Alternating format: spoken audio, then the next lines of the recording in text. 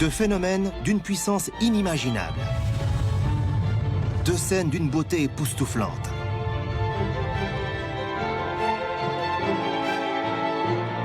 Au terme de ce voyage à travers l'espace et le temps, nous saurons comment est née notre galaxie et comment elle mourra. Qui n'a pas rêvé d'entreprendre un voyage cosmique au cœur de la Voie lactée?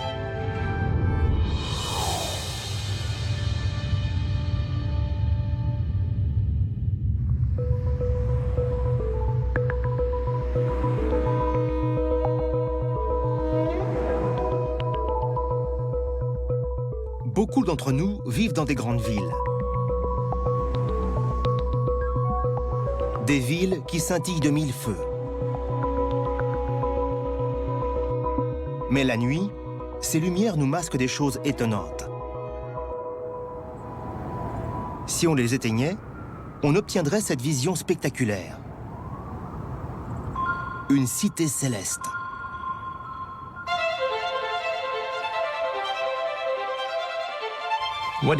Ce que nous voyons là, c'est la Voie lactée, notre galaxie. On peut se la représenter comme une ville composée d'étoiles. Notre Voie lactée contient 200 milliards d'étoiles. Notre Soleil n'est que l'une d'entre elles. C'est cette gigantesque cité cosmique que nous vous proposons d'explorer.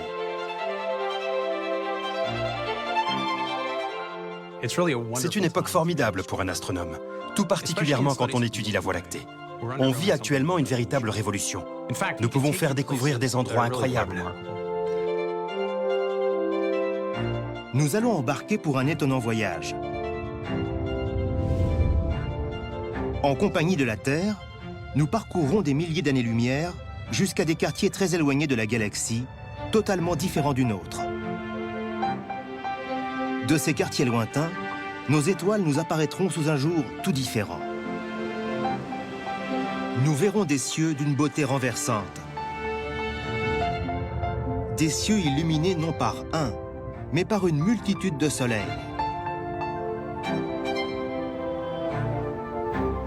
Des cieux dans lesquels se reflète l'énergie produite par des étoiles il y a des milliards d'années. Nous nous aventurerons également loin dans le futur pour découvrir comment s'éteindra notre Soleil. Au cours de ce voyage, quelques-uns des grands mystères de l'univers nous seront révélés. Comment est née la Voie lactée? Comment a-t-elle pu survivre aussi longtemps? À quoi ressemblera sa fin?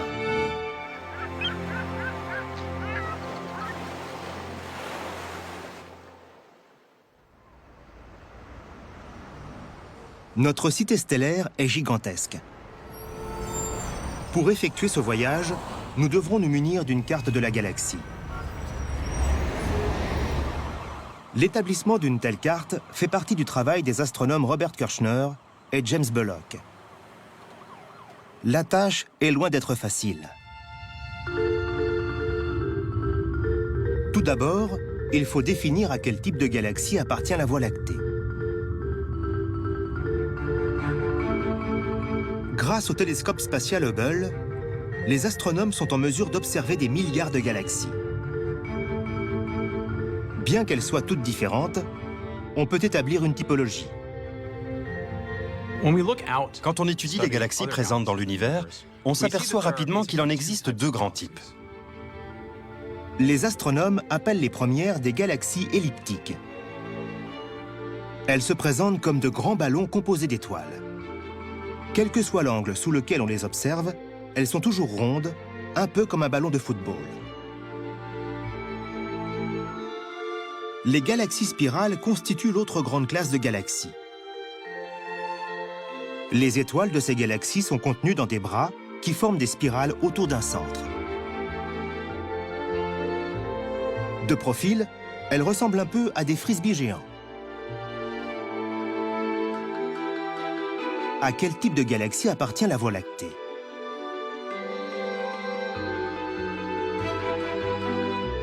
La réponse est écrite dans le ciel nocturne. Nous pensons que la Voie lactée est une galaxie spirale. Ce que l'on voit quand on observe cette bande étoilée, c'est notre place dans l'univers. Nous faisons partie d'un gigantesque disque composé d'étoiles. Malheureusement, nous ne pouvons voir ce disque que de profil, ce qui nous en offre une vue limitée. Bien sûr, je ne peux pas vous montrer une photo de la galaxie sous son meilleur jour. On ne peut pas voler autour pour la photographier, malheureusement. On est nous-mêmes coincés dans ce disque. Mais on peut tout de même la photographier du sol. Cette image est une photo de notre galaxie, la Voie lactée, prise de la Terre. C'est l'une des photos les plus détaillées qui ait jamais été réalisée de notre galaxie. Sa résolution est de 100 millions de pixels, contenue dans plus de 1000 photos individuelles, prises dans les endroits les plus obscurs de la Terre.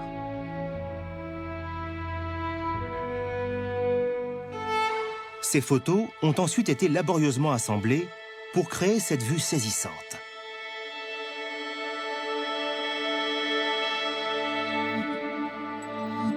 Mais même si elle est très impressionnante, cette vue ne représente qu'une partie de l'ensemble.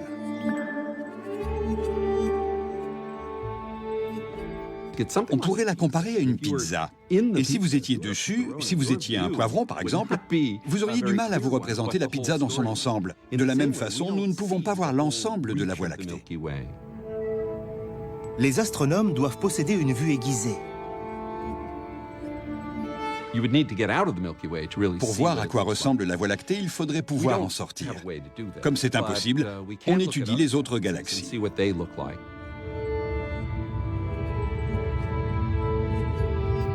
Hubble peut photographier les galaxies proches comme Messier 74 avec un grand luxe de détails. Elle est située à 30 millions d'années-lumière, ce qui en fait l'une de nos plus proches voisines.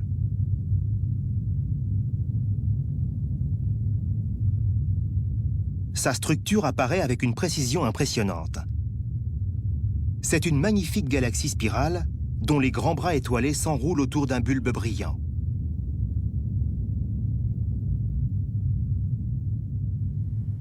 Les astronomes pensent que cette galaxie ressemble beaucoup à la nôtre, la Voie lactée. Elle nous fournit une bonne représentation de notre propre cité stellaire. Dans la région centrale se trouve le centre-ville. C'est le bulbe lumineux que l'on voit au milieu. À partir de ce point, les bras se déploient pour former cette magnifique structure en spirale que l'on voit.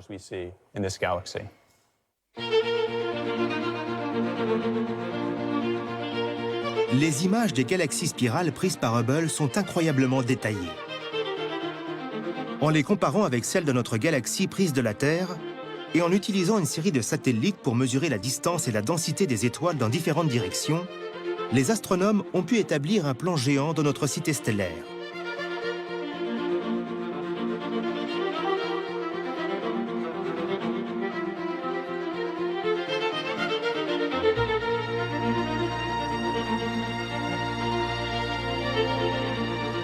Son cœur est formé par un bulbe central très lumineux. C'est le noyau galactique, le centre-ville de notre galaxie. À partir de ce cœur, se déploient deux majestueux bras spiraux, de larges bandes de lumière composées de milliards d'étoiles qui s'étirent vers la périphérie de la galaxie. Ils portent respectivement les noms de bras écu-croix, ou bras du Centaure, et de bras de Persée. La galaxie comporte aussi trois bras moins importants, contenant moins d'étoiles.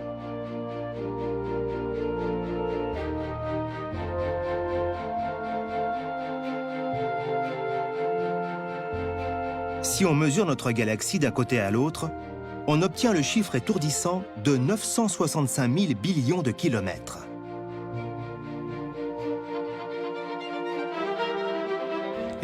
La lumière met 100 000 ans pour traverser notre galaxie. Notre galaxie est vraiment grande. Et quand on y pense, il est étonnant qu'on comprenne autant de choses sur ce système. Nous savons maintenant où nous nous trouvons.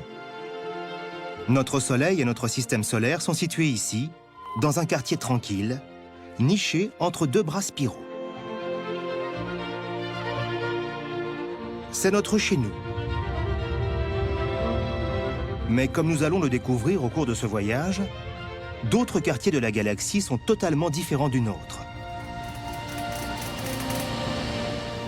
Nous allons traverser des zones industrielles très dynamiques, où chaleur et pression contribuent à forger de nouvelles étoiles, et où d'autres meurent en de violentes explosions.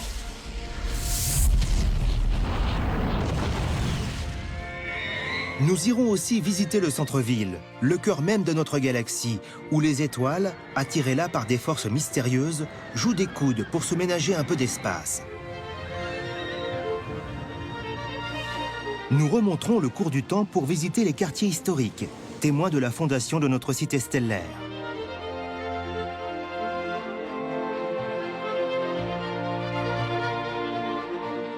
Nous commencerons par emmener la Terre dans l'une des régions les plus spectaculaires de la Voie lactée. C'est là que nous apprendrons comment les 200 milliards d'étoiles de notre galaxie, parmi lesquelles notre Soleil, ont été créées. Et c'est à 2 pas de chez nous.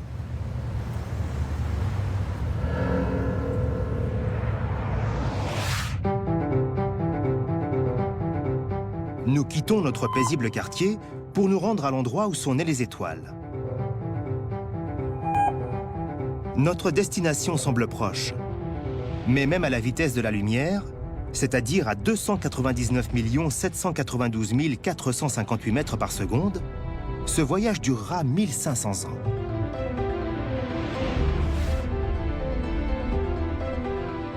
Nous arrivons près d'un vaste nuage rougeoyant formé de gaz et de poussière.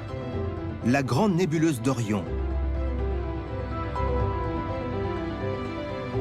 Une fois la Terre installée dans ce nouveau quartier, notre ciel ressemble à un tableau cosmique fortement illuminé.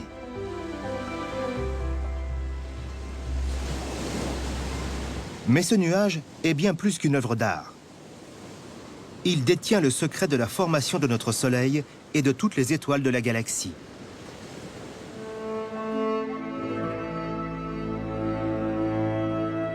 Les premières pièces du puzzle ont été découvertes en observant la Voie lactée de notre point de vue, de l'intérieur du disque. Dans ce nuage, il semble y avoir plus que des étoiles. À l'œil nu, on peut distinguer de grandes taches sombres. Les astronomes comme James Bullock disposent d'une image plus claire. La beauté de ce nuage vient peut-être du contraste né de la succession de zones très lumineuses et de zones sombres.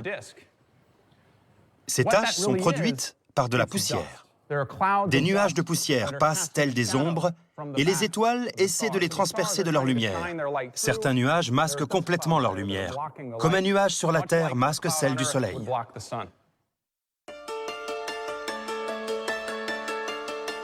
Ces grands nuages cosmiques faits de gaz et de poussière s'étendent sur des milliers d'années-lumière à travers la Voie lactée.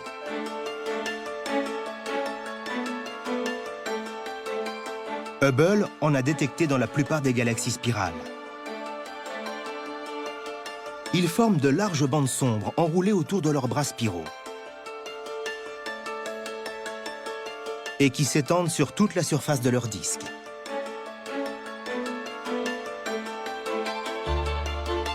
Mais si on y regarde de plus près, ce gaz et cette poussière ont quelque chose d'étrange. En certains endroits, ils semblent luire. Ces nuages lumineux et rougeoyants portent le nom de nébuleuses. En plus de la nébuleuse d'Orion, notre Voie lactée en possède d'autres exemples spectaculaires. La nébuleuse de l'Aigle, avec ses célèbres colonnes baptisées piliers de la création, s'étend sur plus de 4 années-lumière. Ou encore la nébuleuse de la Carène, splendide tableau accroché contre les ténèbres de l'espace galactique. Ces couleurs vives nous apprennent de quels gaz sont composées les nébuleuses. Si elle contient de l'oxygène, on aura du vert. S'il y a de l'hydrogène, du rouge. Analyser la lumière d'une nébuleuse est donc très instructif. Cela nous apprend quels éléments sont présents, quelles sont ses conditions physiques. On peut ainsi avoir une idée de la densité du nuage, de sa température et de sa composition. On peut découvrir beaucoup de choses sur la zone dans laquelle elle se trouve en utilisant ces indices qui proviennent directement de ces gaz lumineux. Les gaz présents dans ces nébuleuses luisent à des milliers de degrés. Mais quelle est la source de cette chaleur? Pour le découvrir, il faut explorer le nuage en profondeur. Malheureusement, ces gaz et ces poussières nous barrent la route. Les nébuleuses sont des zones très mystérieuses de la galaxie. Cela nous a obligés à inventer des méthodes originales pour les étudier. Kimberly Weaver est une astrophysicienne très habituée à ce type de méthode. Je dispose d'un moyen très simple pour vous montrer ça. Voici un sac au travers duquel on ne peut pas voir. Un télescope optique classique ne pourrait pas voir à travers, mais un télescope spatial infrarouge le peut, lui. Si je mets ma main à l'intérieur du sac, la caméra peut la voir. Je vais bouger mes doigts pour vous montrer. Ce que vous voyez, c'est la chaleur que dégage ma main à l'intérieur du sac. On peut la comparer à une étoile qui serait cachée dans un nuage de gaz et de poussière. Les astronomes peuvent la détecter en utilisant un télescope infrarouge. Voici une image de la nébuleuse d'Orion à la lumière visible. Nous savons que tout ce gaz amassé ici masque des étoiles, et nous souhaitons être en mesure de regarder à l'intérieur de la nébuleuse pour voir ces étoiles. En lumière infrarouge, sur cette image, nous pouvons distinguer les étoiles cachées dans la nébuleuse. Nous voyons aussi les cocons de poussière qui nimbent ces étoiles. Mais pour connaître la vraie signification de ces étoiles, Kimberly Weaver doit complètement retirer la poussière de l'image. Comment peut-on se débarrasser de ce brouillard environnant? Grâce aux rayons X. Quand on passe à cette photo aux rayons X, on ne voit plus que les étoiles, ce qui nous permet de les étudier en détail.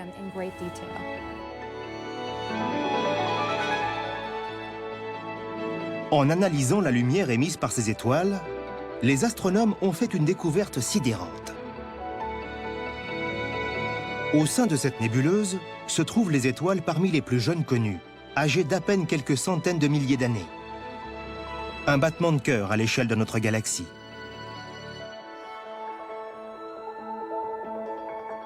La nébuleuse d'Orion est donc un endroit où naissent les étoiles. La même chose est vraie pour toutes les nébuleuses présentes dans les bras spiraux de notre galaxie.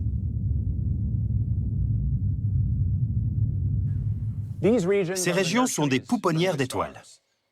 Ces jeunes étoiles font monter la température des nuages de gaz qui les entourent, ce qui explique leur couleur rougeoyante. Les étoiles sont avant tout composées de gaz, et notre galaxie en a. Elle a en fait une atmosphère composée de gaz et de poussière qui entoure toutes les étoiles que nous voyons dans le disque. Et c'est de ce gaz que naissent les nouvelles étoiles. En observant les nébuleuses à différents stades de leur évolution, nous pouvons recomposer le scénario de la naissance d'une étoile.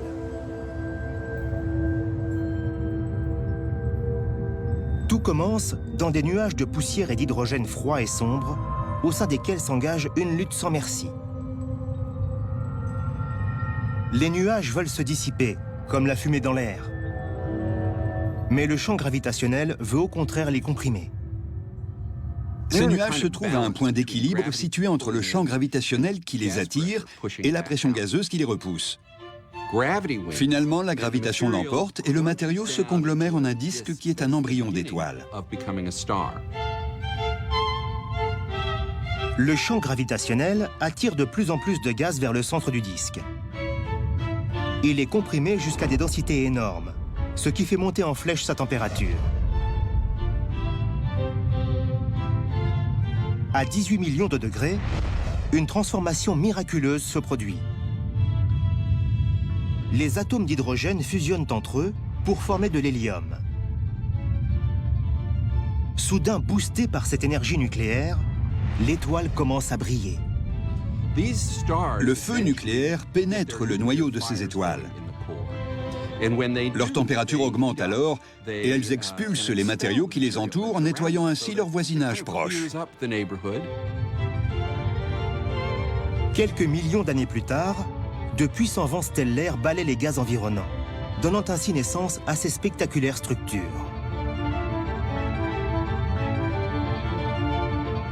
Le vent chasse les gaz et les poussières et nous fait découvrir cette chose merveilleuse, l'endroit où est née l'étoile.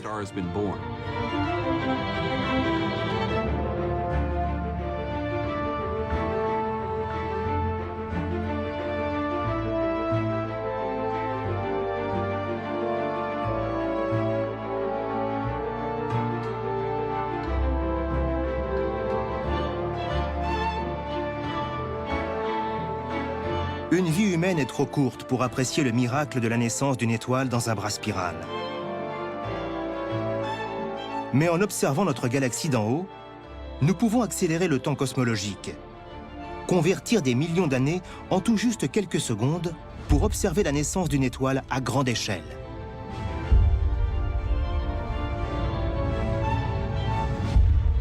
Mais ici et là, on aperçoit des éclairs de lumière encore plus brillants. Dans ces zones, les étoiles ne naissent pas. Elles sont en train de mourir. Ces régions sont parmi les plus violentes et les plus dangereuses de la galaxie. C'est notre prochaine destination.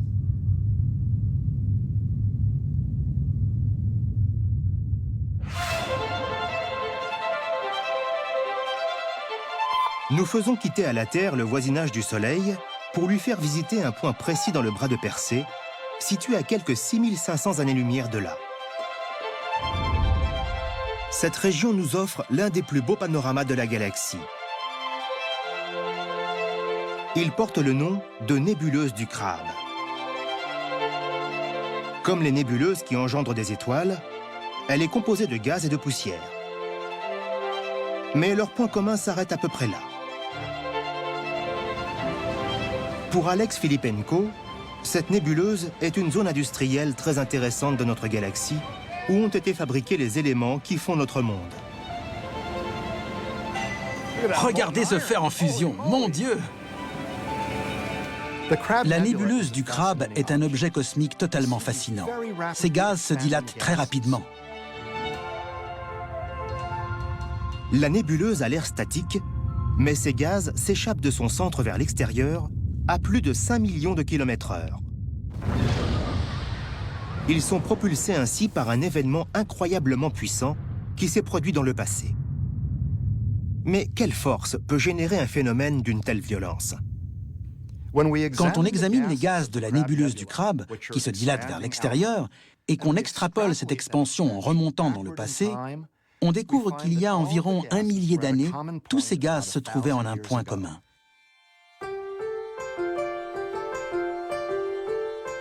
Il y a 1000 ans, il y avait déjà des civilisations occupées à observer les étoiles. Des manuscrits chinois datant de 1054 évoquent l'arrivée subite d'une nouvelle étoile. Elle brillait plus que toutes les autres, si fort qu'elle était même visible de jour. Puis, elle a mystérieusement disparu. Aujourd'hui, la nébuleuse du Crabe se trouve exactement dans la même partie du ciel que cette étoile très brillante observée par les Chinois. Ils ont en fait assisté à la naissance du Crabe. La nébuleuse du Crabe a été générée par l'explosion colossale d'une étoile en fin de vie. C'est un rémanent de supernova. Les bras spiraux de notre Voie lactée sont jonchés de ces rémanents colorés. Ce sont les tombeaux d'étoiles qui sont mortes violemment dans des explosions cataclysmiques que les astronomes appellent des supernovas. Comment ces catastrophes se sont-elles produites? Pour le comprendre, les astronomes doivent trouver une étoile massive à l'agonie. Les astronomes sont comme des détectives. On doit imaginer ce qui se passe dans l'univers en se basant sur un nombre parfois très réduit d'indices. Et pour la plupart d'entre nous, ces indices ne proviennent que de la lumière. Andy Howell sait que pour repérer la lumière émise par une supernova, tout est question de timing. Dans une galaxie, il se produit en moyenne une explosion de supernova tous les 70 ans, soit environ la durée d'une vie humaine. La dernière qui a pu être observée dans notre galaxie s'est produite il y a environ 400 ans. Ça fait vraiment longtemps. Et ma spécialité est justement l'étude des supernovas. Je ne pourrais pas faire ça si je devais attendre d'en voir une dans notre galaxie. Mais heureusement pour Andy et Alex, l'univers n'est pas en manque de galaxies. On est donc obligé d'étudier d'autres galaxies, des galaxies plus lointaines. Il y a des milliards de galaxies autour de nous. Et c'est là qu'on va étudier les supernovas. Si on étudie environ 70 galaxies, on trouvera en moyenne une supernova par an. Si on en étudie 700, on pourra en étudier 10 par an, et ainsi de suite. Les chiffres ont un pouvoir. Si on observe des milliers de galaxies, nos chances de trouver des supernovas augmentent. Voici une supernova qu'Alex et ses collègues ont eu la chance de détecter. C'est une étoile qui a explosé à la périphérie d'une galaxie située à 55 millions d'années-lumière de chez nous. Durant un bref moment, elle a fait disparaître dans sa lumière toute la galaxie. La lumière d'1 milliard de soleils distillée par une étoile mourante. La lumière d'une supernova met 1 million, voire 1 milliard d'années à arriver jusqu'ici, selon qu'elle est située à 1 million ou 1 milliard d'années. Mais elle ne brille qu'1 mois environ. On a donc cette petite fenêtre pour étudier ces phénomènes avant que cette lumière ne disparaisse à jamais. C'est un moment tellement crucial que dans leur laboratoire, Andy et son équipe mettent au point un dispositif de surveillance du ciel le plus large possible.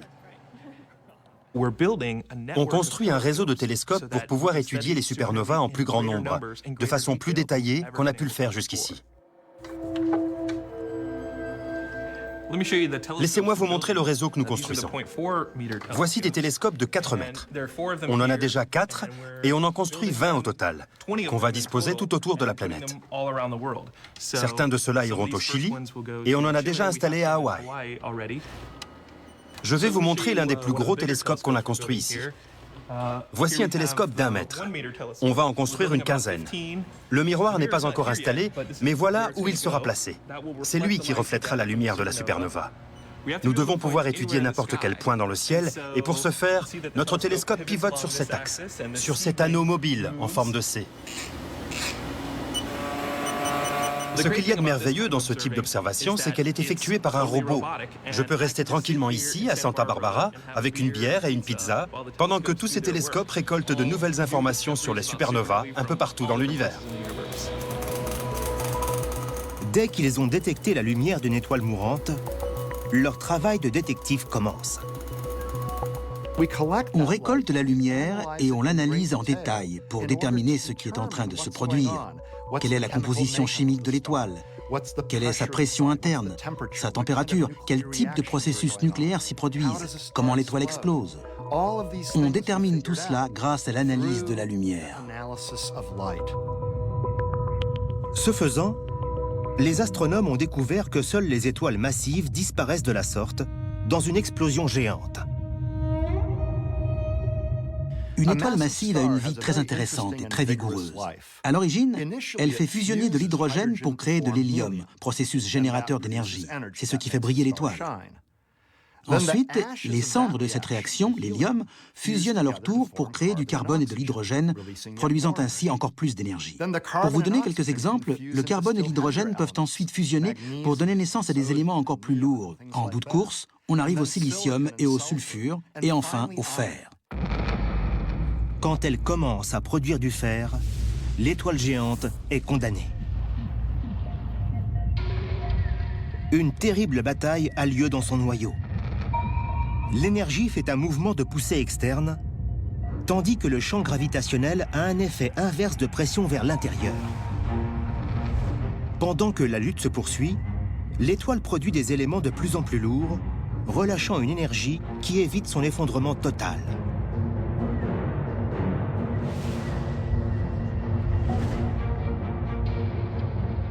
Mais une fois qu'elle commence à produire du fer, la bataille est perdue.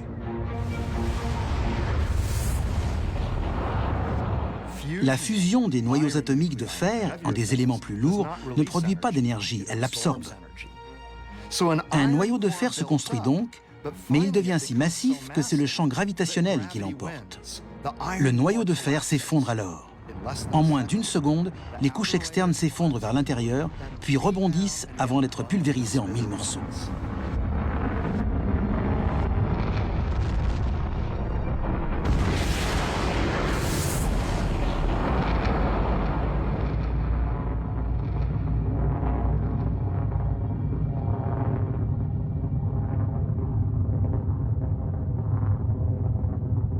Mais ce processus, qui signifie la mort pour l'étoile, est essentiel pour la vie de notre galaxie.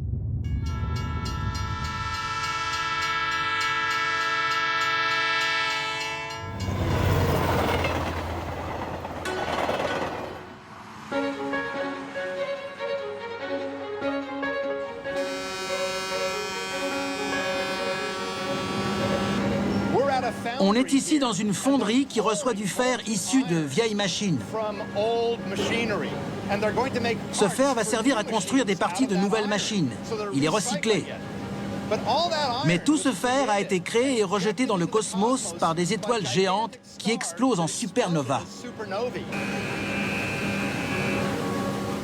Ces explosions ont créé ce fer éjecté dans le cosmos, qui est ensuite intégré dans des systèmes planétaires comme le nôtre. Les atomes de ce fer ont été créés par l'explosion d'étoiles. Les supernovas sont les zones industrielles de notre cité stellaire. Des fonderies cosmiques dans lesquelles la chimie céleste forge de nouveaux éléments. Lors de ces explosions géantes, ces éléments lourds sont répandus aux quatre coins de notre galaxie, l'enrichissant durant des milliards d'années. Si certaines étoiles n'explosaient pas dans les zones industrielles de galaxies comme la Voie lactée, on n'aurait pas les zones industrielles dont nous disposons sur Terre. Tout est lié. Nous sommes tous liés au cosmos. Notre vie est rendue possible par des événements qui se sont produits il y a des milliers de millions d'années dans le cœur des supernovas.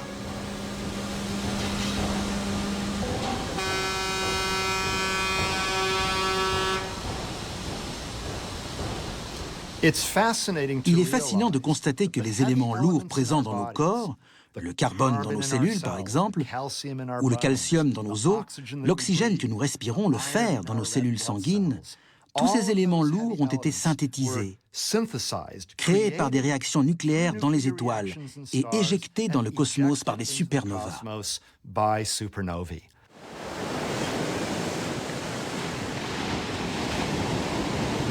Seul un petit nombre d'étoiles a une masse assez importante pour mourir en supernova.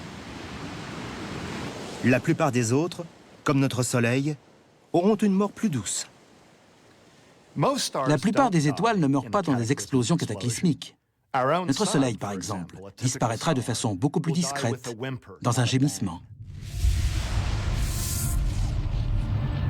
La mort de la plupart des étoiles se produit quand la bataille entre le champ gravitationnel qui l'attire vers l'intérieur et l'énergie nucléaire qui la repousse vers l'extérieur est remportée non par le champ gravitationnel, mais par l'énergie nucléaire. C'est ce qui se produira dans notre Soleil quand il mourra.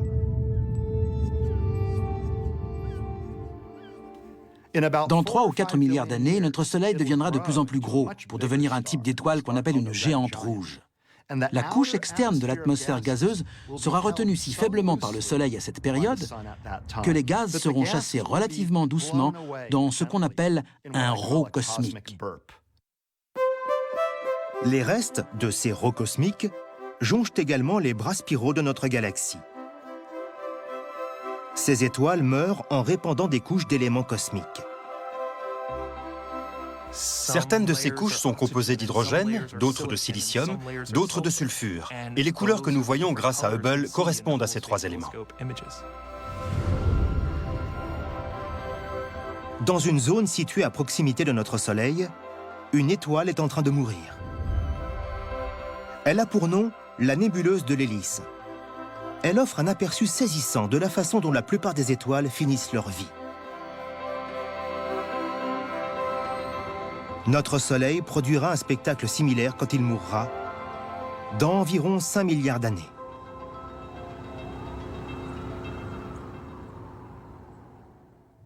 Mais cela ne se produit pas dans toutes les régions galactiques. Le centre de la Voie lactée est un endroit mystérieux où les étoiles disparaissent totalement.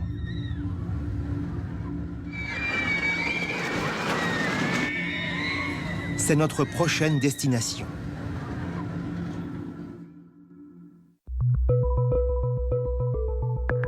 Nous emmenons la Terre loin de son petit quartier tranquille pour aller visiter le centre-ville, le cœur de notre Voie lactée.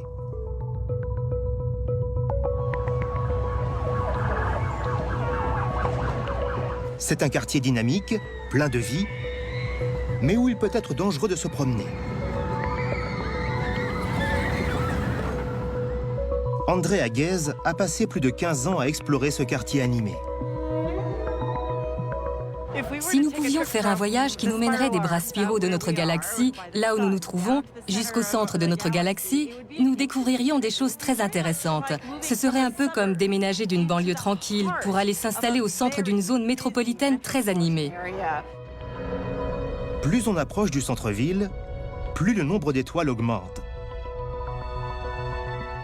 Au cœur de la galaxie, la densité stellaire est incroyable. Elle est environ 1 milliard de fois plus élevée que celle que nous connaissons dans la zone proche du Soleil.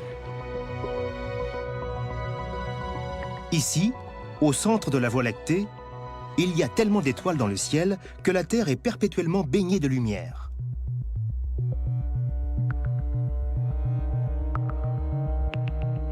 C'est un endroit d'une beauté époustouflante, mais aussi plein de mystères. Ces étoiles ne sont pas seulement proches les unes des autres. Elles se déplacent à des vitesses incroyables.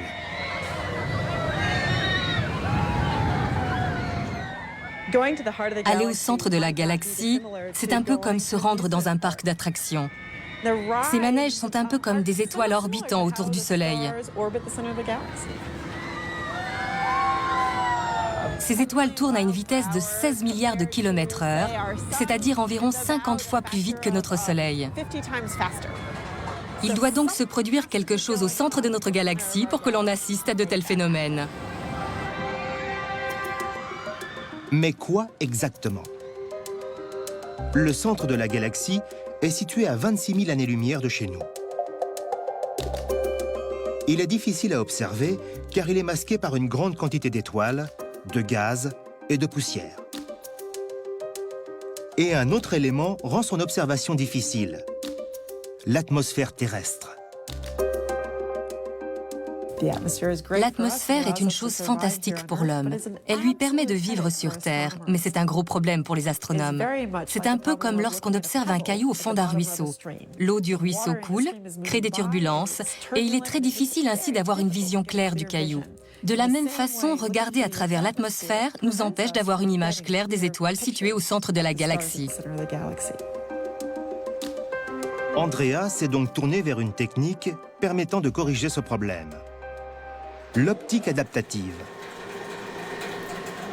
En mesurant la façon dont se déforme un rayon laser dans l'air en mouvement, il est possible de compenser l'effet de flou généré par l'atmosphère. Je vais vous montrer à quel point l'optique adaptive est efficace. Les étoiles que nous voulons étudier sont celles situées au centre même de la galaxie. Et nous pensons que le cœur est juste au centre de cette boîte, dont on a ici une image panoramique. Sans la correction de l'optique adaptive, cette région est totalement floue. On ne voit pas les étoiles séparément. Avec l'optique adaptive, on les voit. Depuis 15 ans, Andrea photographie en infrarouge les étoiles situées au centre de la galaxie. À partir de ces photos passées en accéléré, elle a obtenu un film extraordinaire. Si on zoome au cœur même de la galaxie, on voit les données qu'on a prises ces 15 dernières années. On voit à quel point ces étoiles ont bougé. Je pense en particulier à S2, qui est mon étoile préférée. Les astronomes en ont toujours une. Regardez comme S2 se déplace. Et quand elle arrive au milieu du cadre, elle bouge beaucoup plus vite. Il doit donc se passer quelque chose d'intéressant dans cette région. En montant ensemble toutes les mesures qu'on a prises, on a réussi à faire un petit film d'animation qui montre comment les étoiles se déplacent sur une période de temps de 15 ans. Chaque étoile tournoie autour du cœur de la galaxie. La trajectoire la plus étonnante est celle suivie par S2. S2 semble être sur des montagnes russes. Elle arrive en tournoyant pour repartir ensuite dans l'autre sens. Un objet ayant une force gravitationnelle exceptionnelle envoie S2 dans une orbite très rapide autour du centre de la galaxie. Un objet incroyablement massif.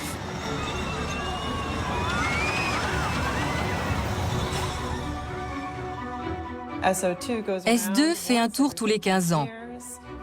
Et elle nous apprend ainsi qu'un objet cosmique faisant 4 millions de fois la masse du Soleil est pris dans son orbite.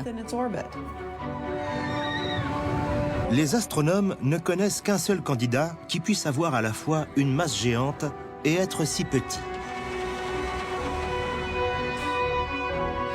C'est une masse incroyable dans un tout petit volume, ce qui nous mène à la conclusion que nous sommes en présence d'un trou noir. Le cœur de notre galaxie est donc un trou noir si massif, un objet dont le champ gravitationnel est si fort, que même la lumière ne peut pas s'en échapper.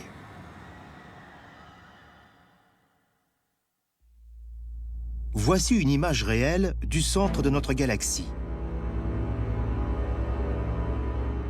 On ne voit pas le trou noir, mais on distingue des nuages de poussière et de gaz lumineux qui montent en spirale vers lui.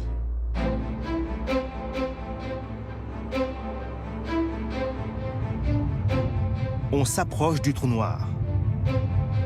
Il est au centre d'un jet de gaz et de poussière. Ce sont les restes d'étoiles qui ont été réduites en miettes pour s'être aventurés trop près du cœur.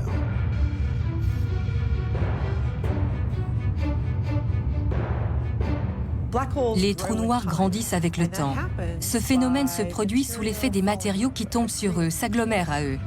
Ces matériaux peuvent être soit du gaz, soit des morceaux d'étoiles qui ont été détruites par le trou noir lui-même. Au centre se situe le trou noir invisible. Nous voyons ici le matériau dont il se nourrit. La région lumineuse est le disque d'accrétion, où s'agglomèrent les débris d'étoiles. Quand ils tombent à l'intérieur, entraînés dans le tourbillon, ils sont chauffés par la friction à de telles températures qu'ils deviennent incandescents. Au centre de notre galaxie, nous avons bien un trou noir, nous en sommes sûrs aujourd'hui. Mais il ne produit pas une quantité d'énergie extraordinaire. C'est donc peut-être un trou noir qui est au régime, pourrait-on dire. Il n'a pas beaucoup de matériaux à sa disposition pour festoyer. Mais que se produirait-il si S2 et les autres étoiles étaient engloutis par le trou noir? Quand ces matériaux tombent dans le trou noir, ce dernier peut émettre des radiations. Et il peut aussi générer ces jets qui jaillissent du cœur galactique. Il rejette des particules subatomiques à une vitesse proche de celle de la lumière. Les rayons ainsi produits sont comme de gigantesques lampes torches cosmiques.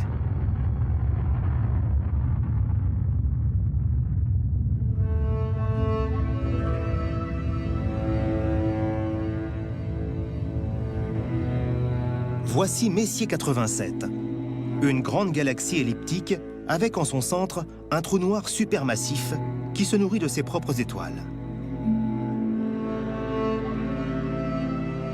Jaillissant de son noyau lumineux, des jets de particules traversent plus de 5000 années-lumière.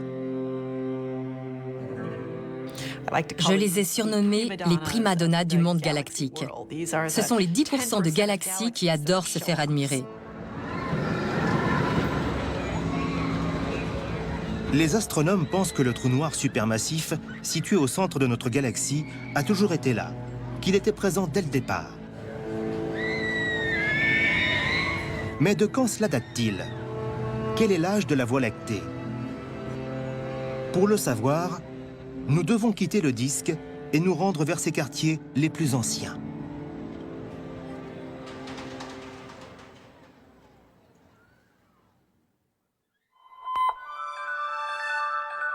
Nous voyageons maintenant vers le haut de la galaxie en nous éloignant de notre système solaire et des bras spiraux de la Voie lactée. Devant nous s'étendent de vastes amas d'étoiles. Des villes satellites qui orbitent autour du cœur de notre galaxie. Ce sont des amas globulaires. On en a découvert plus de 150 jusqu'à aujourd'hui. C'est ici que les astronomes ont trouvé la réponse à l'une des plus grandes questions de l'astronomie. Depuis combien de temps existe notre cité stellaire? Les amas globulaires sont de fascinants groupes d'étoiles. Ils contiennent chacun environ 1 million d'étoiles. Et ce qui est merveilleux, c'est que ces étoiles forment un groupe très dense. Si on pouvait visiter un amas globulaire, on serait ébloui par son ciel nocturne. Beaucoup des étoiles de ce ciel seraient aussi brillantes que la pleine lune. Dans toutes les directions, ce ciel nocturne serait rempli d'étoiles très proches et très lumineuses. Ce serait comme un feu d'artifice permanent. En plus de leur nombre très élevé, une autre particularité de ces amas d'étoiles mérite notre attention. L'un des aspects très intéressants de ces amas globulaires est qu'ils ne semblent pas contenir d'étoiles jeunes. Les étoiles ont des points communs avec l'homme. En les regardant, on peut deviner leur âge et la vie qu'elles ont menée. Chez l'homme, les cheveux grisonnent et la peau se ride.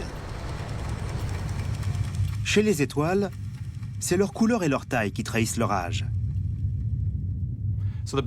Les étoiles les plus grosses, les plus massives, celles qui contiennent le plus de gaz, vivent à 100 à l'heure. Elles ne vivent pas longtemps, mais elles sont très lumineuses et très chaudes et tendent ainsi à être bleues. À l'opposé, on a les étoiles rouges qui utilisent leur énergie de façon très mesurée, qui vivent longtemps et ne brillent pas beaucoup. Ce type d'étoile a une très longue vie. En mesurant l'éclat et les couleurs des étoiles qui forment un amas globulaire, on peut deviner leur âge. Et ce qu'il est intéressant de noter, c'est qu'elles sont très vieilles. Les amas globulaires, ou tout du moins les étoiles qui les composent, sont dans la plupart des cas aussi vieilles que l'univers.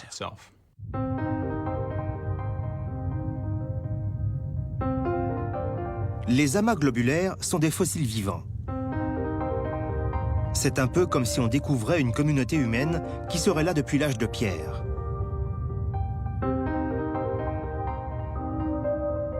Certaines de ces étoiles brillent depuis 12 milliards d'années, environ 2 fois plus longtemps que notre Soleil. Cela permet de donner un âge à la Voie lactée. Les amas globulaires font partie de notre galaxie. Dans une certaine mesure, ce sont des traceurs de notre galaxie elle-même. Et le fait que ces amas soient si vieux laisse penser que notre galaxie l'est aussi. Ces amas globulaires nous disent donc quelque chose d'incroyable. Notre galaxie est l'un des objets les plus vieux du cosmos. Elle est là quasiment depuis le début de l'univers. Depuis au moins 12 milliards d'années.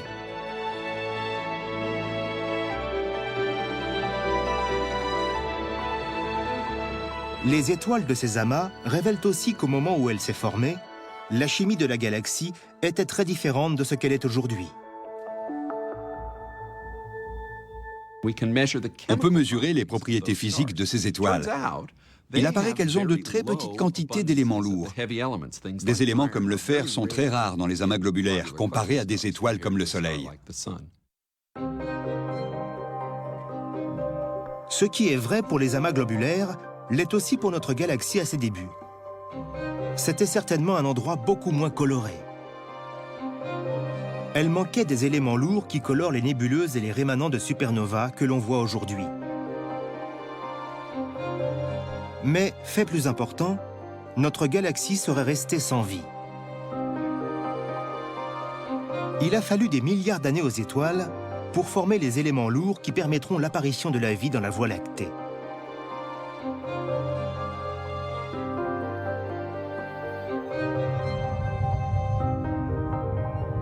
Mais cela soulève une autre grande question. Comment la galaxie a-t-elle réussi à survivre aussi longtemps ?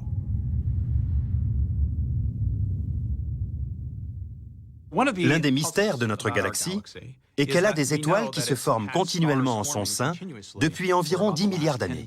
Mais la formation de nouvelles étoiles fait que la galaxie consomme son gaz à un rythme très rapide et qu'elle devrait en être rapidement à court. Elle doit donc disposer d'une autre source de combustible. Cette source doit être située au-delà de la galaxie. Récemment, les astronomes ont fait une découverte surprenante. Les amas globulaires ne sont pas les seuls groupes d'étoiles à graviter autour de la Voie lactée. Il y a aussi des galaxies naines à faible brillance.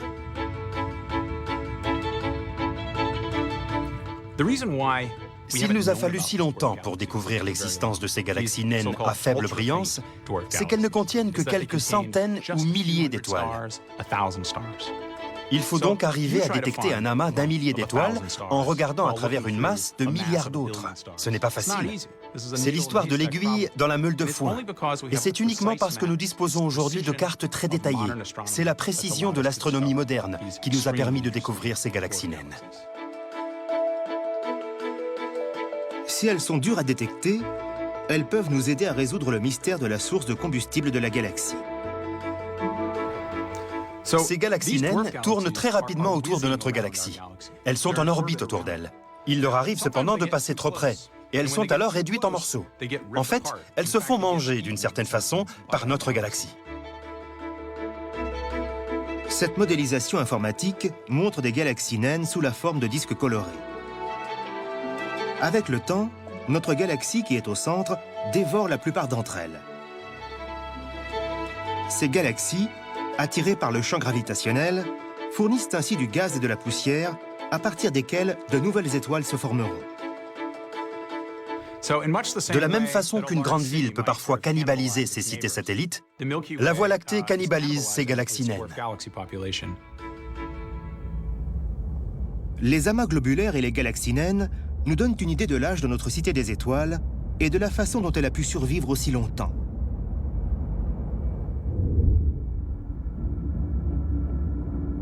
On supposait autrefois que ces galaxies naines marquaient les limites de la Voie lactée. Mais aujourd'hui, les astronomes pensent que notre galaxie est beaucoup plus grande que ce que nous pouvons en voir. Pour comprendre pourquoi, nous allons mettre le cap sur les étoiles situées à l'extérieur du disque galactique.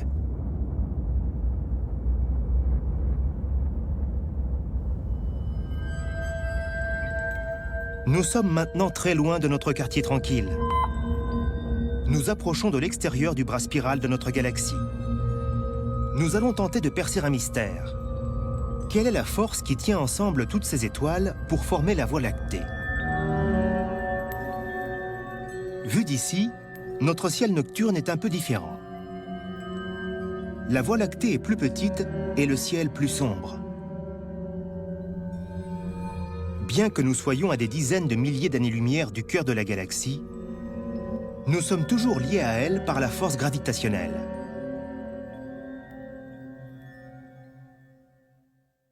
La gravitation est la force qui fait que deux objets sont attirés l'un vers l'autre.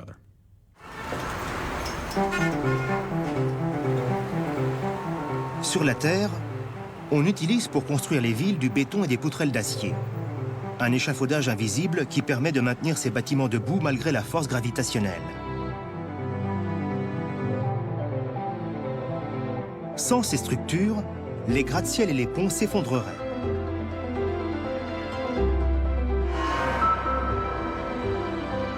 Mais la force gravitationnelle ne régit pas seulement notre Terre. Elle gouverne l'ensemble de l'univers. Ces lois sont simples. Tout ce qui a une masse a une force gravitationnelle. Et plus cette masse est importante, plus la force gravitationnelle de l'objet est forte. Avec ses 200 milliards d'étoiles, la Voie lactée a une masse énorme et une force d'attraction gravitationnelle gigantesque. Comme ces bâtiments, notre galaxie doit aussi s'étayer pour résister aux forces de la gravitation.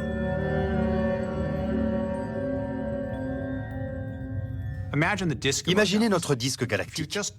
Si vous prenez un disque d'étoile et que vous le placez ici, la force de gravitation aura tendance à le faire s'effondrer sur lui-même. Or, ce n'est pas ce qui se passe dans notre galaxie. En fait, les étoiles gravitent autour du centre galactique, ce qui les empêche de tomber dedans, de la même façon que la Terre gravite autour du Soleil. Les planètes de notre système solaire sont dans un équilibre délicat entre la gravitation qui les attire vers le Soleil et leur vitesse orbitale qui tend à les éjecter vers l'extérieur. Pour conserver cet équilibre, les planètes les plus éloignées du Soleil doivent graviter plus lentement. Les planètes les plus distantes, qui se trouvent à la périphérie du système solaire, tournent plus lentement autour du Soleil parce que le champ gravitationnel est plus faible. La même chose est vraie pour les étoiles de la Voie lactée. Toutes gravitent autour du centre de la galaxie. Mais les étoiles situées dans le bras externe devraient logiquement graviter plus lentement que celles qui sont plus proches du cœur de la galaxie. Ce n'est pas ce qui se passe. Dans les régions externes de la galaxie, les étoiles tournent aussi rapidement que dans les régions internes. Et elles ne sont pas les seules. Ce n'est pas uniquement vrai pour notre galaxie. Toutes les galaxies semblent avoir une vitesse gravitationnelle trop rapide dans leurs régions externes. Ces étoiles trop pressées devraient logiquement être repoussées hors de la galaxie. Mais elles ne le sont pas. C'est un vrai mystère. Cela signifie qu'il y a dans ces régions une masse que nous ne pouvons pas voir.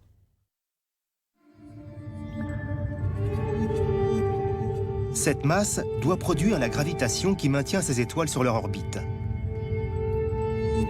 Mais quand les astronomes cherchent cette masse, ils ne voient rien.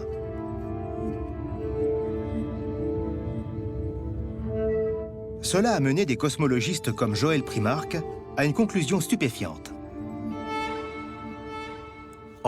Toutes les galaxies, toutes les étoiles, les gaz, les poussières et les planètes, tout ce que nous voyons avec nos plus grands télescopes ne représente qu'environ 0,5% de ce qui se trouve vraiment dans l'univers. Le reste est invisible. C'est pour la plus grande partie une substance mystérieuse que l'on appelle la matière noire. On ne peut pas voir la matière noire.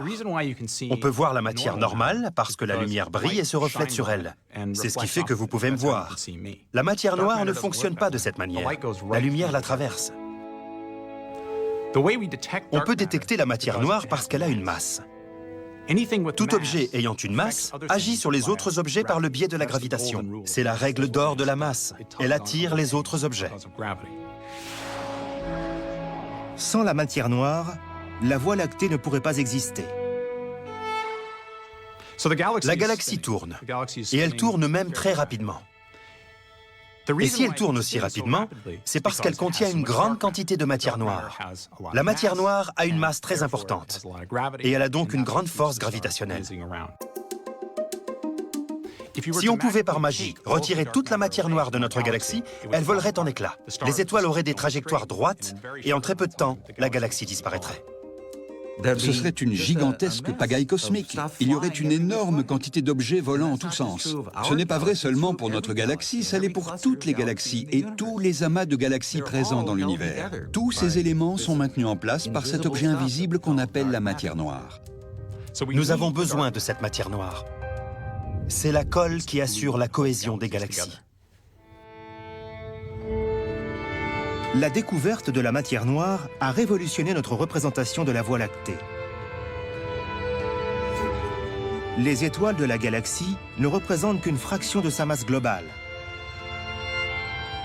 Tout le reste est composé d'un halo invisible de matière noire. Il nous entoure tous, vous, moi et chaque étoile de la galaxie. Les étoiles ne représentent que la région centrale. Le halo est au moins 10 fois plus gros et pèse bien plus que 10 fois plus que toutes les étoiles, les gaz et les poussières que l'on peut voir. C'est l'ensemble de cette structure qui constitue vraiment la Voie lactée. Et cela ne concerne pas seulement notre galaxie, ça s'applique à toutes les galaxies que l'on a étudiées. Cette matière noire ne fait pas qu'assurer la cohésion de galaxies comme la nôtre. Les astronomes pensent maintenant qu'elle unit la Voie lactée et des milliards d'autres galaxies en une structure extraordinaire.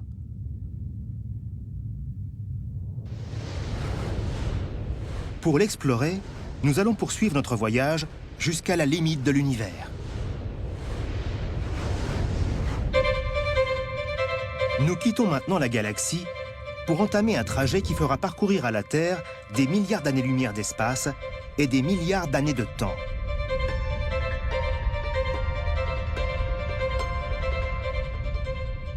L'un des aspects merveilleux des télescopes, c'est que ce sont des machines à remonter le temps. Parce que la vitesse voyage à une vitesse finie, quand on observe des objets distants, on les voit tels qu'ils étaient quand la lumière s'est échappée d'eux. En remontant le temps sur des milliards d'années, les astronomes voient l'univers fourmillé de galaxies. Et ce qui semble extraordinaire, c'est que ces galaxies ne sont pas dispersées au hasard dans l'espace. Elles se regroupent le long de filaments pour former un gigantesque réseau cosmique. Qu'est-ce qui donne à l'univers cette structure compliquée? Et quelle relation a-t-elle avec la naissance des galaxies? La réponse est enfouie dans les ténèbres.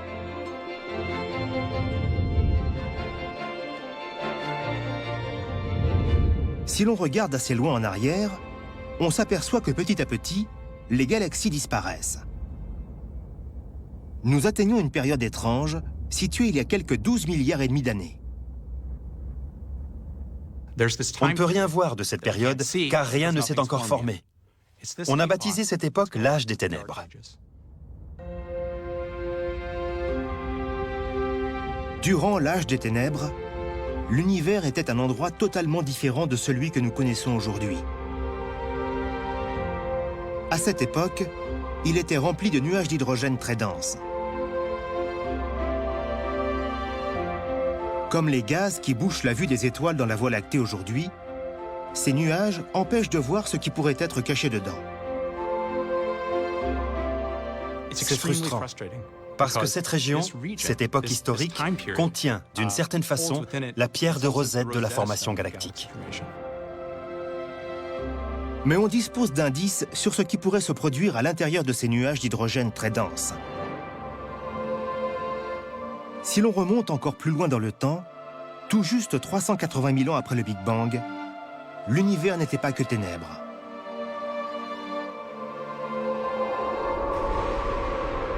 Il était aussi lumière. Les astronomes perçoivent encore aujourd'hui son faible rayonnement électromagnétique. Cette image est vraiment surprenante. C'est une image de l'univers jeune. C'est une image du rayonnement du Big Bang. À cette époque, l'univers était le même partout, rempli d'une atmosphère chaude, faite de matière et de radiation. Mais les graines d'un univers très différent, celui que nous connaissons aujourd'hui, étaient déjà semées. Où que notre regard se porte dans l'univers, on voit des structures. Il est couvert de galaxies. D'où viennent ces galaxies? Un indice important est contenu dans cette image. Si vous la regardez attentivement, vous verrez qu'elle comporte des points rouges et des points bleus. Ces régions rouges sont des régions contenant plus d'objets. Les bleus sont celles qui en contiennent moins. Cette image nous apprend qu'il y avait des variations infimes dans la densité du gaz qui emplissait l'univers jeune. De minuscules ondulations qui vont grandir avec le temps. Nous pensons que ces ondulations primitives sont les graines de toute la structure à venir. Ces ondulations se sont développées pour former les premières galaxies. Mais comment quelque chose d'aussi petit a-t-il pu devenir quelque chose d'aussi grand? Il fallait une source supplémentaire de force gravitationnelle pour amplifier ces ondulations et leur permettre de former les galaxies telles que nous les connaissons aujourd'hui. Cette gravitation supplémentaire sera apportée par la matière noire. C'est la première matière noire qui va former la structure. La matière ordinaire apparaîtra après la matière noire. À ce stade, la matière ordinaire est composée d'hydrogène et d'hélium. L'hydrogène et l'hélium tombent au centre des halos de matière noire qui sont en formation et qui deviendront à terme des galaxies.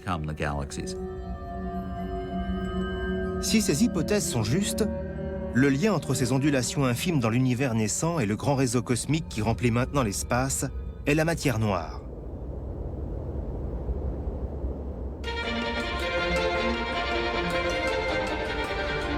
Mais nous savons que la matière noire est invisible. Nous n'avons donc aucun moyen de la voir créer ce réseau cosmique. Mais il est possible de simuler ce processus grâce à l'un des ordinateurs les plus puissants du monde.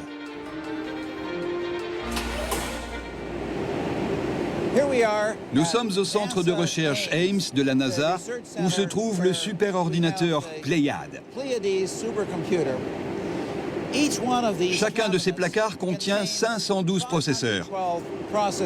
Laissez-moi vous montrer. Il y a donc un demi-téraoctet dans chacun d'entre eux. Et le superordinateur Pléiade comporte 110 placards de ce type. On peut donc dire que c'est un gros superordinateur. En fait, c'est le plus gros de la NASA. Le défi est de développer un univers virtuel de ses débuts jusqu'à nos jours pour voir le rôle qu'a pu jouer la matière noire dans la structuration du cosmos.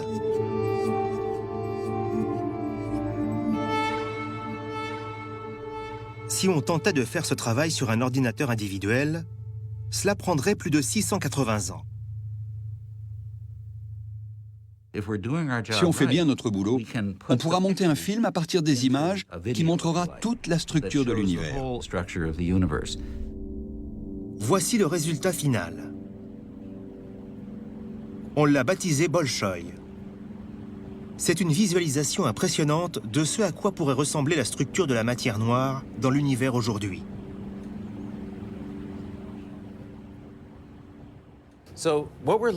Nous voyons actuellement une région de 200 millions d'années-lumière de diamètre qui n'est qu'une petite partie de notre grande simulation que nous avons baptisée Bolchoï, ce qui signifie grand en russe. Tout ce que vous voyez ici est en fait invisible. Ce n'est pas l'univers visible que nous regardons. Les taches de couleur représentent la matière noire. Ce sont les halos de matière noire dans lesquels les galaxies se forment. Chacun de ces petits points représente certainement une ou deux galaxies de la taille de la Voie lactée.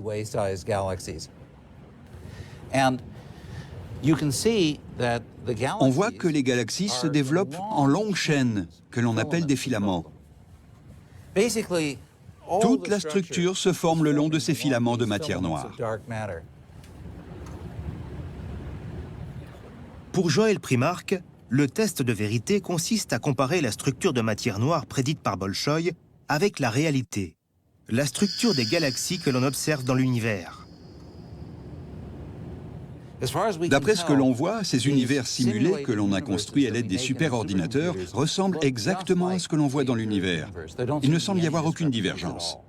C'est exactement ainsi que l'on observe la distribution des galaxies dans l'univers visible. Les simulations Bolchoï sont étonnantes. Elles correspondent parfaitement au schéma des galaxies telles que nous les voyons aujourd'hui dans le cosmos.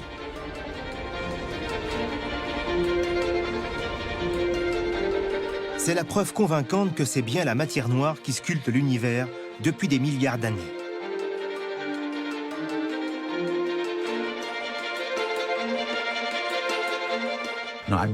Tout cela m'impressionne beaucoup, parce qu'on avait pris des risques en faisant ces premières hypothèses, et qu'elles se sont finalement révélées justes, et elles le sont toujours. C'est une grande joie pour un théoricien, bien sûr.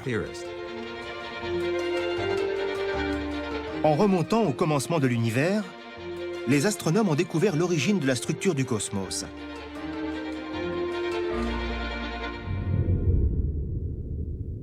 Mais notre voyage dans le temps n'est pas fini. Nous ne savons toujours pas comment les premières galaxies ont donné naissance aux toutes premières étoiles.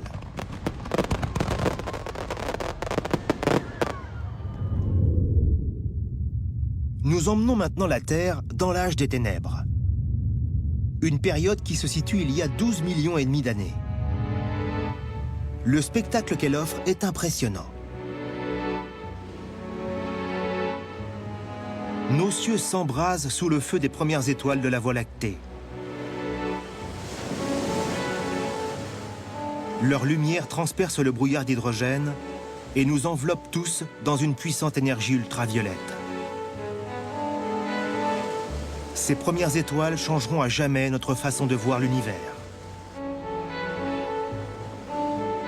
Tom Abell a modélisé leur vie et leur mort. Ce qui est merveilleux aujourd'hui, c'est que nous avons des ordinateurs. On peut leur faire ingérer les lois de la physique, ajouter un peu de gravitation, d'hydrodynamique, de déplacement des gaz, un peu de chimie aussi, et en mélangeant bien tout ça, on peut obtenir une idée de la façon dont les étoiles sont apparues. Dans le cas des toutes premières étoiles, c'est une question absolument cruciale. C'est de la cuisine cosmique.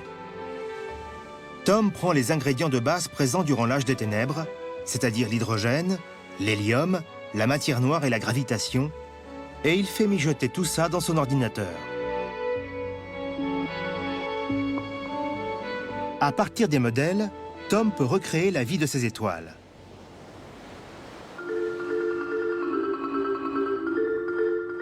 On voit ici l'une des toutes premières étoiles de l'univers. Elle est 100 fois plus massive que le Soleil et 1 million de fois plus brillante. Ces premières étoiles sont énormes. Elles sont gonflées par l'extraordinaire quantité d'hydrogène et attirées par la force gravitationnelle de la matière noire. Étant donné qu'elles ont beaucoup de combustible à brûler, on pourrait penser qu'elles ont une longue espérance de vie. Mais elles vivent à toute allure et meurent au bout de seulement quelques millions d'années. Les premières étoiles de notre Voie lactée étaient des objets terrifiants.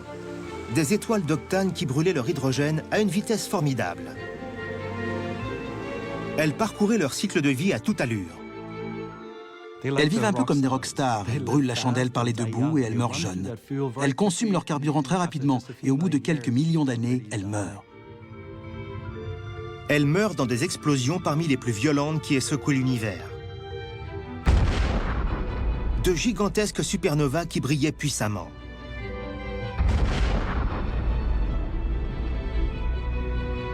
Et l'énergie qu'elles ont relâchée durant la vie et la mort de ces étoiles massives a conduit à une transformation miraculeuse.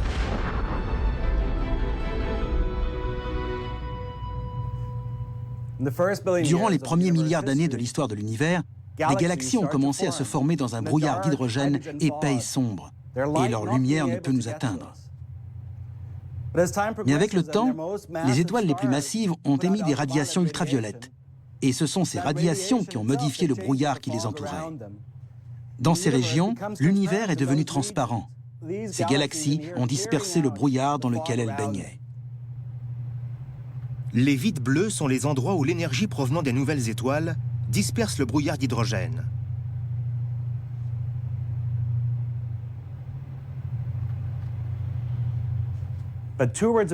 Environ 1 milliard d'années après le Big Bang, ce brouillard s'est dissipé entièrement, ce qui nous permet de voir aujourd'hui l'ensemble de la galaxie. L'âge des ténèbres a pris fin.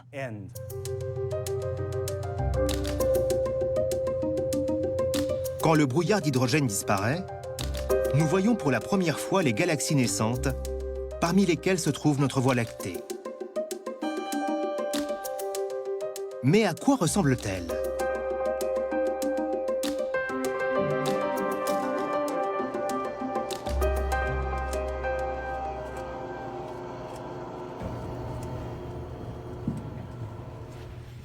Cette magnifique image, c'est le champ profond d'Hubble. C'est la photo avec le plus longtemps d'exposition jamais prise par le télescope spatial Hubble. C'est l'image certainement la plus célèbre parmi les astronomes professionnels. Durant 11 jours, le télescope Hubble a observé un tout petit morceau de ciel de la surface d'une pièce de 5 centimes tenue à 25 mètres de distance.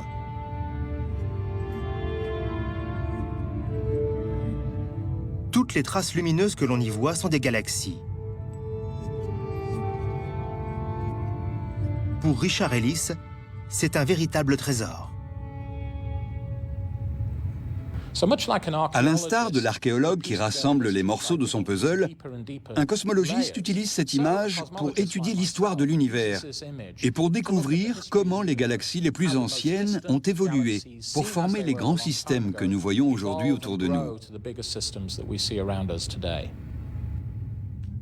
L'image nous apprend quelque chose de très intéressant sur le commencement de notre Voie lactée.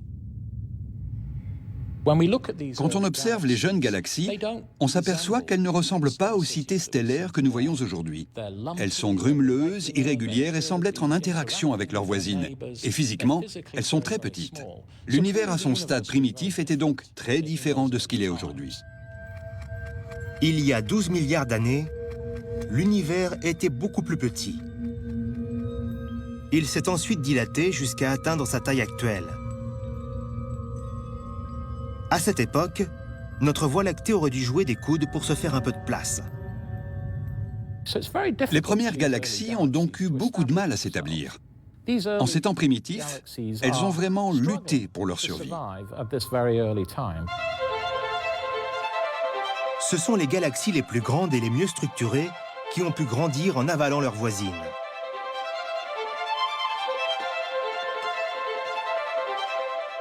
Ces systèmes primitifs ont donc du mal à se former, mais finissent quand même par fusionner avec leurs voisins pour donner naissance aux grands systèmes que nous voyons aujourd'hui.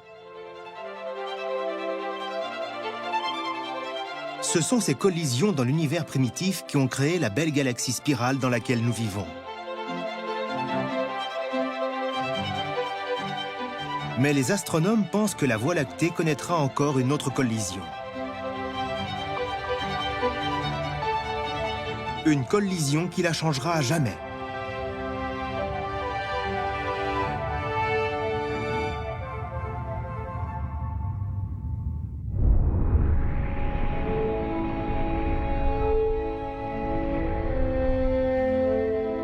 Nous transportons la Terre 3 milliards d'années dans le futur. Le ciel est dominé par une galaxie massive du nom d'Andromède.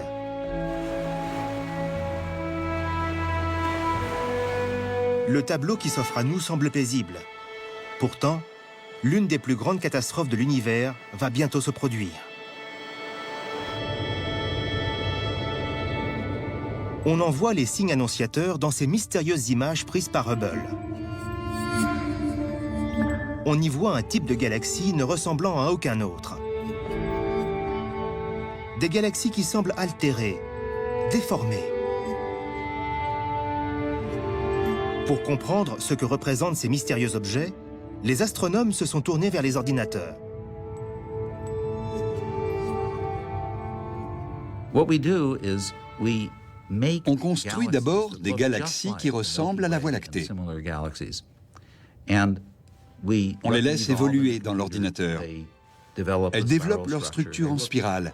Les images sont très réalistes. Puis, on les place sur une trajectoire de collision. Si l'on fait un arrêt sur image et que l'on compare ces simulations aux photos prises par Hubble, tout devient soudain très clair. Nous regardons l'un des plus grands accidents qui puissent se produire dans le cosmos. Deux galaxies entrant en collision.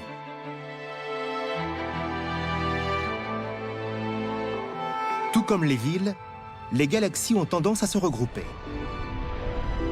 Notre Voie lactée appartient au groupe local, un ensemble composé d'au moins 50 galaxies.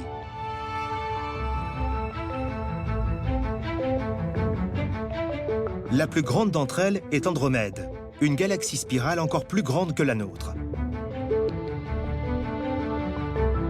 Aujourd'hui, Andromède est située à 2,5 millions d'années-lumière de la Voie lactée. Mais les astronomes, comme Abraham Loeb, savent que cette distance tend à se réduire. Quand j'ai commencé à travailler dans le domaine de l'astrophysique, j'ai remarqué que la plupart de mes collègues étudiaient les interactions des autres galaxies entre elles et d'éventuelles collisions. Et je m'étonnais qu'ils ne se préoccupent pas de la nôtre et d'Andromède, qui vont finir par se rencontrer. Le destin de notre cité stellaire est-il déjà écrit? Notre galaxie se dirige à toute allure vers la grande galaxie d'Andromède. Elles se précipitent l'une vers l'autre et se rencontreront d'ici environ 2 milliards d'années.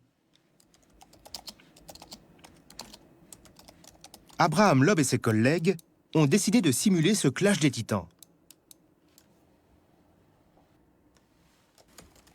C'est la première simulation de ce type à avoir été faite. Au départ, les deux galaxies s'interpénètrent, produisant ces belles traînées d'étoiles créées par la force gravitationnelle.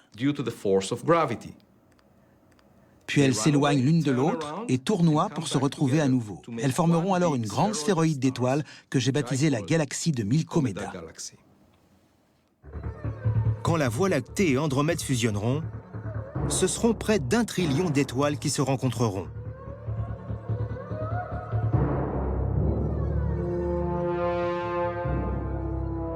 La belle structure en spirale de notre Voie lactée n'est pas destinée à durer toujours. Durant une période donnée, ce sera une belle pagaille. La collision ne va pas détruire les deux objets cosmiques, mais les gaz des deux systèmes vont se rencontrer. Cela provoquera la formation en grand nombre de nouvelles étoiles. La formation de ces nouvelles étoiles marquera la naissance d'une nouvelle galaxie.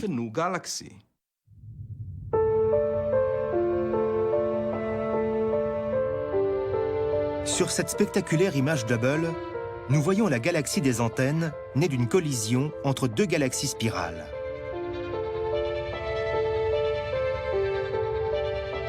Les galaxies connaissent une période très active de formation d'étoiles, comme en témoigne la multitude de nébuleuses roses très lumineuses. C'est une dernière poussée d'activité stellaire avant que les deux galaxies ne deviennent une.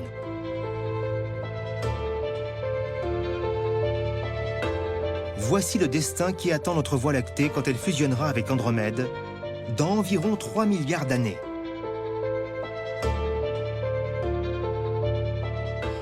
Quand elles entreront en collision, beaucoup de nouvelles étoiles se formeront. La Voie lactée rajeunira en quelque sorte, durant une brève période. Puis les deux systèmes se combineront pour ne plus former qu'un seul objet. Une galaxie probablement plus grande par la taille que les deux dont elle sera issue. La grande surprise est la forme qu'aura cette nouvelle galaxie.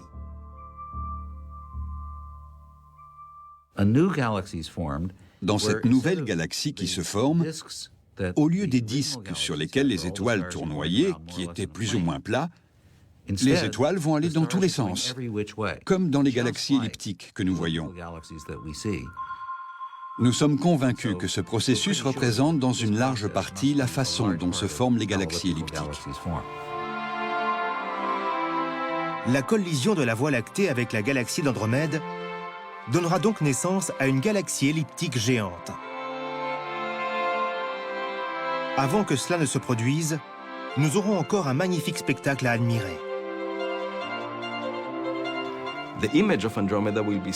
Andromède va s'étirer dans le ciel sur une distance équivalente à celle de la Voie lactée. Et on peut imaginer qu'il y aura encore des êtres humains qui regarderont le ciel et verront ce fabuleux spectacle. Mais serons-nous les seuls? Notre galaxie abrite-t-elle d'autres civilisations? Il est temps d'entreprendre la dernière partie de notre voyage. La recherche d'autres formes de vie à l'intérieur de la Voie lactée.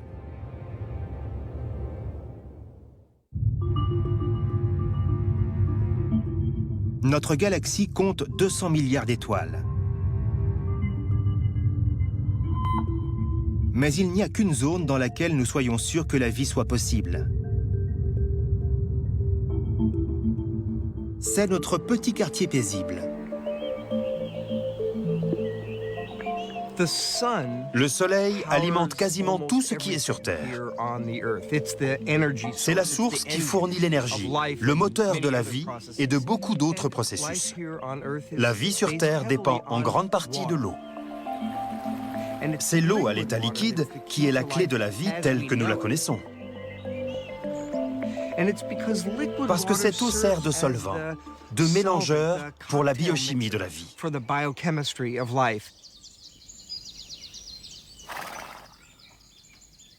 La Terre est la seule planète du système solaire à avoir de l'eau à l'état liquide en abondance à sa surface.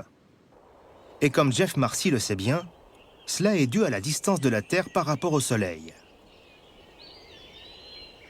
Vénus est plus proche du Soleil. Mars en est plus éloigné. Il y a une zone entre la brûlante Vénus et la glaciale Mars que nous appelons la zone habitable. Et la Terre se trouve pile dedans. Dans cette zone, l'eau est à l'état liquide. Elle n'est pas présente sous forme de vapeur parce qu'il fait trop chaud, ni sous forme de glace parce qu'il fait trop froid. Il y règne une température qui la détermine comme zone habitable, favorable à la vie. La localisation de cette zone habitable dépend des étoiles.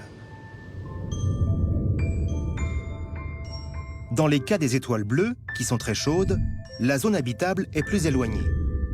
Avec les naines rouges, qui sont plus froides, la zone habitable est plus proche de l'étoile. Chaque étoile de la Voie lactée doit avoir une zone habitable. Toute la question est de savoir s'il se trouve des planètes dans cette zone. En 1995, il s'est produit une chose extraordinaire. Mon collaborateur, Paul Butler, m'a appelé et m'a juste dit « Jeff, rapplique vite ». C'est un moment que je n'oublierai jamais. J'étais silencieux, Paul aussi. On était stupéfaits de ce qu'on voyait. Sur l'écran d'ordinateur, j'ai vu la signature caractéristique d'une planète. Jeff venait de découvrir la première planète en orbite autour d'une autre étoile que le Soleil. Mais il ne pouvait pas vraiment la voir, car la planète était trop petite et trop sombre.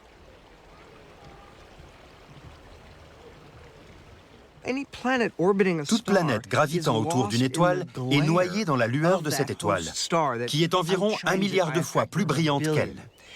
Donc, plutôt que de détecter des planètes, on observe les étoiles.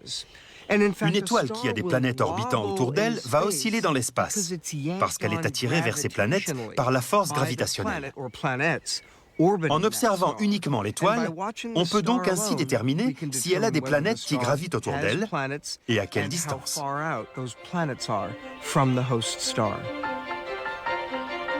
Jusqu'à présent, les astronomes ont trouvé plus de 400 planètes gravitant autour d'étoiles dans notre galaxie. Mais aucune d'entre elles ne semble située dans la zone habitable. Un type d'exoplanète géante orbite tout près de son étoile. Nous les appelons des Jupiters chauds ou Pégasides, parce que ces planètes, qui ressemblent à Jupiter, sont comme allumées au chalumeau par la chaleur intense de l'étoile. L'autre type de planète que nous avons découvert est aussi étrange. Nous avons découvert des planètes qui gravitent sur une orbite allongée, elliptique, et qui s'éloignent donc fortement de l'étoile dans des zones qui doivent forcément être très froides. Les étoiles que nous avons découvertes jusqu'à présent sont un peu trop bizarres pour qu'on puisse imaginer que la vie ait une chance de s'y développer.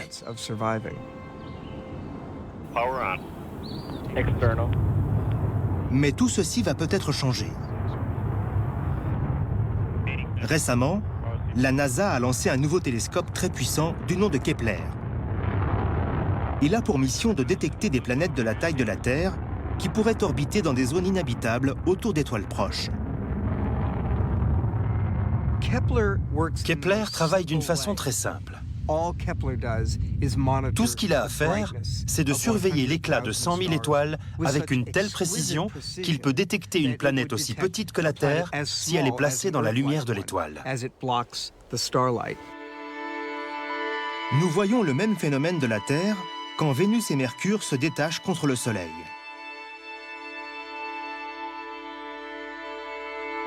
Mais la tâche de Kepler est bien plus ardue. C'est un peu comme si on cherchait une poussière sur une lampe torche en remarquant un affaiblissement de la lumière produite par la lampe torche à l'endroit où se trouve cette poussière. À partir de cette petite zone plus sombre, on peut déterminer la taille de la planète. Mieux encore, Grâce à la façon dont elle fait osciller son étoile, Jeff Marcy peut déterminer sa densité. C'est vraiment merveilleux, car grâce à ces mesures, nous allons pouvoir distinguer les planètes gazeuses, probablement impropres à la vie, des planètes rocheuses, qui peuvent avoir une surface couverte d'eau à l'état liquide. Les astronomes ne savent pas combien de planètes Kepler trouvera. Mais avec 200 milliards d'étoiles dans la Voie lactée, la galaxie doit en être pleine. Seth Shostak a fait le calcul. Tout nous indique que beaucoup de ces étoiles ont des planètes, peut-être la moitié d'entre elles. Et en général, elles en ont plus d'une. Il y a sûrement quelque chose comme 1 million de planètes dans notre galaxie. 1 trillion de planètes. C'est un nombre difficile à se représenter. Mais quelles sont les chances que l'une d'entre elles se trouve dans un endroit favorable à l'apparition de la vie? Nous pouvons étendre le concept de zone habitable autour d'une étoile à l'échelle de l'ensemble de la Voie lactée. Au cours de notre voyage à travers la Voie lactée, nous avons appris un grand nombre de choses qui peuvent nous aider à déterminer une zone galactique habitable, un havre sûr qui pourrait abriter la vie. Au centre, il y a une quantité très élevée de rayons X, des ondes radioélectriques et même des rayons gamma, qui détruiraient la toute première forme de vie monocellulaire, très fragile, débutant son évolution. Le centre-ville est dangereux. Il abrite un trou noir supermassif. Et quand on s'en approche trop, il peut arriver toutes sortes de désagréments. Il y a aussi beaucoup d'étoiles dans cette zone, ce qui a priori peut sembler positif. Mais quand il y en a trop, elles ont tendance à bousculer les comètes, qui viennent se cogner contre les planètes environnantes. Et demander aux dinosaures, ce n'est pas toujours agréable. Les bras spiraux sont des quartiers plus tranquilles. Mais là aussi, tout dépend de l'endroit où l'on se trouve. Si vous vous trouvez sur une planète proche d'une supernova, cette explosion peut vous gâcher votre journée. Même si la vie y apparaissait, elle pourra disparaître au bout de quelques centaines de millions d'années. Ces régions sont des zones à éviter, des no man's land, si on peut les appeler ainsi. La grande banlieue de notre galaxie est plus tranquille. Mais même ici, la vie aurait du mal à se développer. Aux confins de la Voie lactée, il y a peu d'éléments lourds dont sont composées les cellules de notre corps et la vie telle que nous la connaissons. Nous ne disposons pas ici des éléments de base essentiels à la vie.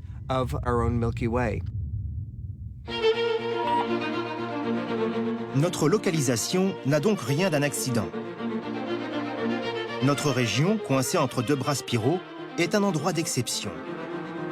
Elle n'a quasiment pas changé durant des milliards d'années, ce qui a donné le temps à la vie d'apparaître et d'évoluer.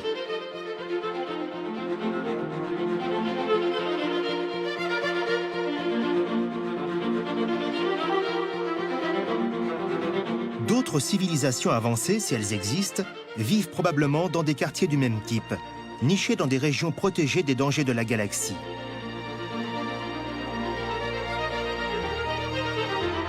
Il nous reste à les trouver. Mais la galaxie est grande.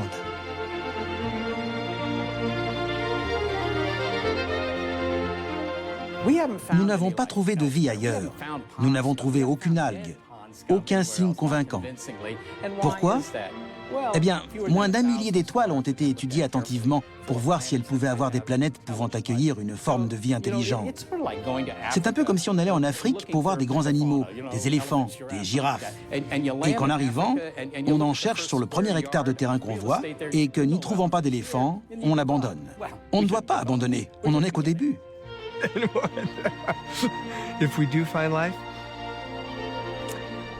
Si on trouve une forme de vie ailleurs dans l'univers, le plus étonnant, c'est que je suis sûr que la bourse ne frémira même pas. Mais nous, les hommes, nous saurons pour la première fois dans notre histoire que nous ne sommes pas seuls. que nous avons des parents parmi les étoiles et que notre destinée est peut-être de nous aventurer parmi elles, de communiquer avec elles et de devenir les membres d'un gigantesque country club galactique.